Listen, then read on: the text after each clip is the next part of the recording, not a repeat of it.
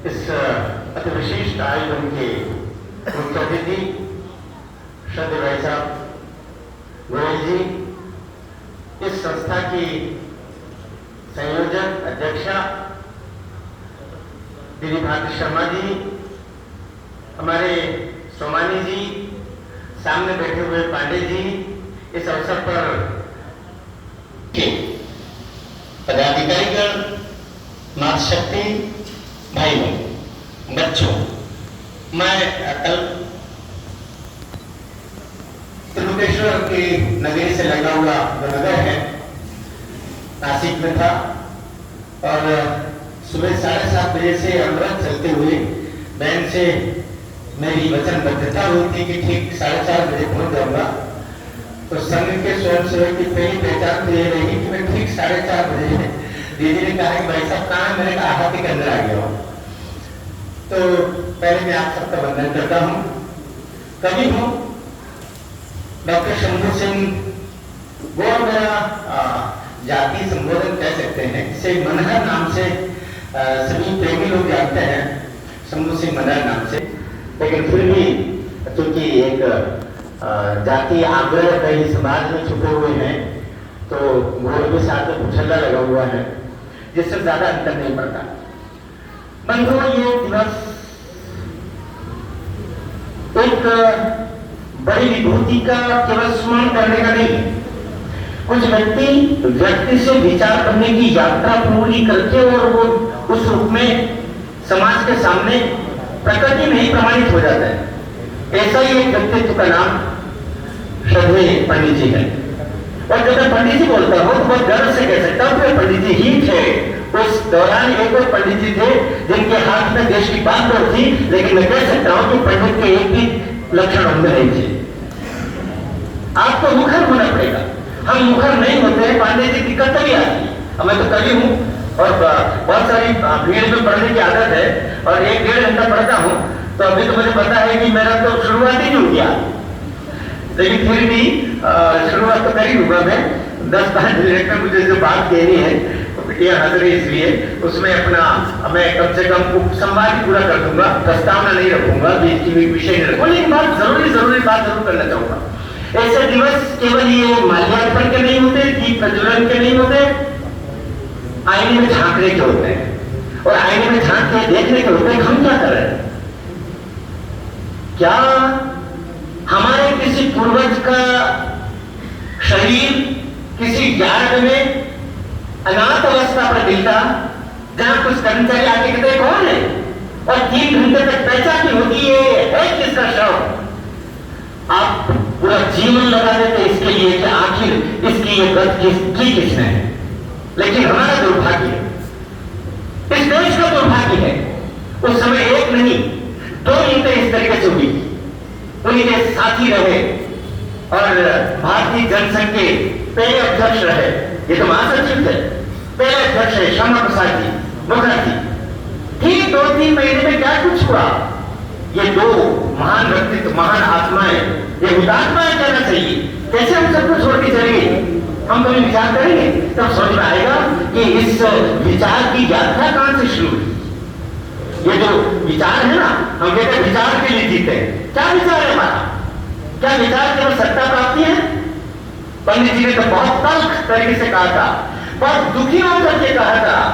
सब बड़े लोग बैठे हुए, श्रद्धेय गोयल जी बैठे हुए, उन्होंने दुखी होकर कहा था।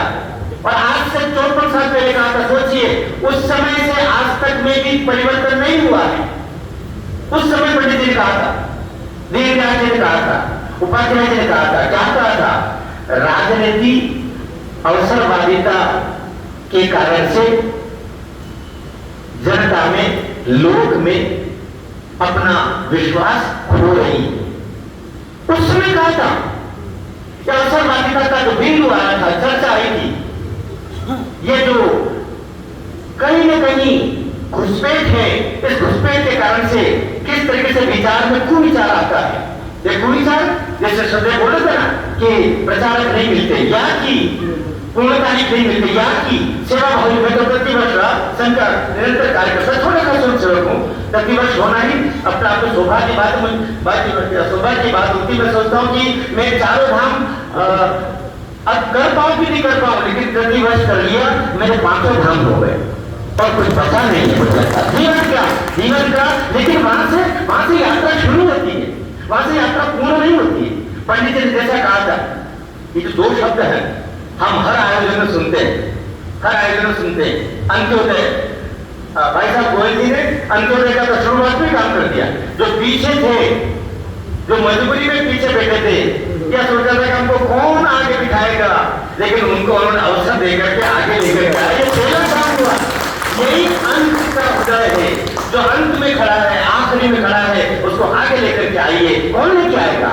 अंत में कौन खड़ा रहता है? वो खड़ा रहता है जिसके लिए बोलने वाला कोई नहीं है, जिसका हाथ बंधे हुए हैं, जो बोल नहीं सकता, जो कुछ कर नहीं सकता, जिसके जो अधिकार विहीन है, जिसके लिए कोई नहीं बोलता।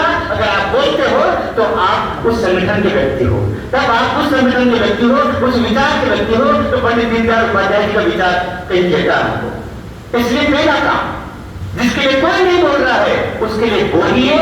तब राजनीति में अगर आए हैं, संघ में आए हैं, समाज में आए हैं, तो आपके आने की होने की सार्थकता है। वरना कोई मतलब नहीं, कुर्ते पजामे जैकेट तो मैंने भी पहन रखे हैं, उससे कोई फायदा कुछ नहीं मिलने वाला, समाज को फायदा कुछ नहीं मिलने वाला। समाज को फायदा तो तब मिलेगा जब ये भी छोड़ छुड़ा करके हम वैसे बन जाए जैसे शब्द बोले नहीं बैठे। एक बार ताली बजाइए उनके लिए, सब बात बनेगी। मैं चार में कवि हूँ और मैं कविता नहीं करूंगा तो न तो मुझे मोक्ष मिलेगा न आपको मोक्ष मिलेगा, दोनों का मोक्ष संकट में है। मैं 4 पंक्ति पहले पढ़ रहा हूँ और मेरी यात्रा जो बात की शुरुआत होती है तो दीनदयाल जी पर तो थोड़ी बात कहूंगा, लेकिन आज के दौर पर बात करना चाह रहा हूँ। आज का दौर क्या, जो हमारा 75वां वर्ष चल रहा है, अमृत महोत्सव से आगे यात्रा कहाँ पहुंचेगी? या कि अमृत महोत्सव से यात्रा यहाँ तक पहुंची थी, इस यात्रा को यहाँ तक पहुंचने में हमने क्या क्या खोया है, और हमने क्या क्या खोया है, क्या वो कम खोया है? तथाकथित लोगों के बारे में सुनते हैं कि वो जेल में लेकर के उन्होंने भारत एक खोज कर ली, या चारों ओर उनके मुलाजिम लगा करते थे, चारों ओर सेवादार लगा करते थे, उन्होंने जेलें काटी, लेकिन यार्ड में किसी का शव नहीं मिला है। यार्ड में शव मिला हमारे विचार के प्रणेता का मिला है, एक रेलवे यार्ड। अनाथों की तरफ अपने विचार के लिए कोई सेवादार नहीं, कोई सुरक्षा की व्यवस्था ही नहीं। बाद में तो बहुत आपके आयोग बने होंगे, लेकिन उसमें कहां थे सब? उस समय सारे लोग कहां थे? जब दीनदयाल जी अकेले ट्रेन में यात्रा कर रहे थे, जब उस बोगी में उनके अलावा 2-3 लोग और थे, क्या कुछ हुआ होगा उसकी जानकारी क्या हमें नहीं होना चाहिए, और आज की पीढ़ी को क्यों नहीं होना चाहिए? इसलिए सवाल तो बहुत सारे हैं, लेकिन हम सवालों में अगर जाएंगे तो सवालों में खो के रह जाएंगे। मैं 2-3 बड़ी बातें, एक बार शब्द आता है एकांत मानवतावाद, उससे सामान्यतः हमारे बहुत सारे स्वयं सेवक, मैं भी उसमें शामिल हो सकता हूँ, लेकिन मैं चूंकि प्राध्यापक रहा हूँ 29 साल तक और बहुत सुना है हमने और गुना है हमने, तो उस पर थोड़ा सा 1-2 मिनट की बात कहना चाह रहा हूँ। एकांत मानवतावाद बहुत कठिन है, अगर समझते जाएंगे तो बहुत सिद्धांतों में खो के रह जाएंगे, लेकिन सीधी बात है। और ये एकमात्र पंडित जी थे जिन्होंने एकांत मानवतावाद का सिद्धांत दिया। सिद्धांत है वो अपने आप में, दुनिया में दिया होगा सुकरात ने सिद्धांत दिया होगा, प्लेटो ने दिया होगा, अरस्तु ने दिया होगा, दुनिया भर के अन्य विचारकों ने दिया होगा, लेकिन ये विचार किसी ने नहीं दिया जो एकांत मानवतावाद। मानव शब्द किससे बना है?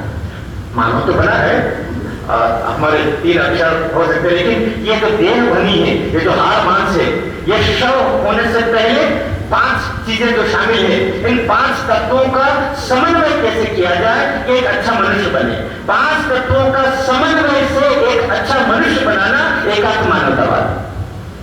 ये बड़ा काम है, ये बड़ा काम है, इसके लिए जीवन खपाना हमारा सब। पंडित जी के इस सिद्धांत के लिए एक अच्छा चरित्र निर्माण कर दे। आप क्या समझते परम वैभव हम इसकी बात करते हैं, जिसके लिए पंडित जी कहते गए, हमारे पूजनी जी बोलते रहे, डॉक्टर जी बोलते रहे, गुरु जी बोलते रहे कि परम वैभव पर भारत को लेकर आए। परम वैभव क्या हो? जूते हमारे सोने के हो जाए, हमारे टोपियां सब सोने की हो जाए, हमारे आभूषण महल सब सोने चांदी हवाई जहाज में, अब सब्जी मार्केट में जाए तो हेलीकॉप्टर जाए, ये परम वैभव ना। परम वैभव अगर ये होता तो अमेरिका तो हमसे परम वैभव में कई गुना बहुत आगे हो सकता है। परम वैभव का मतलब होता है हम अच्छे अच्छे स्वयंसेवक तैयार करके भारतवर्ष को देवताओं का एक देश जैसा बना दे कि जहां इतने चरित्रवान लोग हैं कि उनकी देखा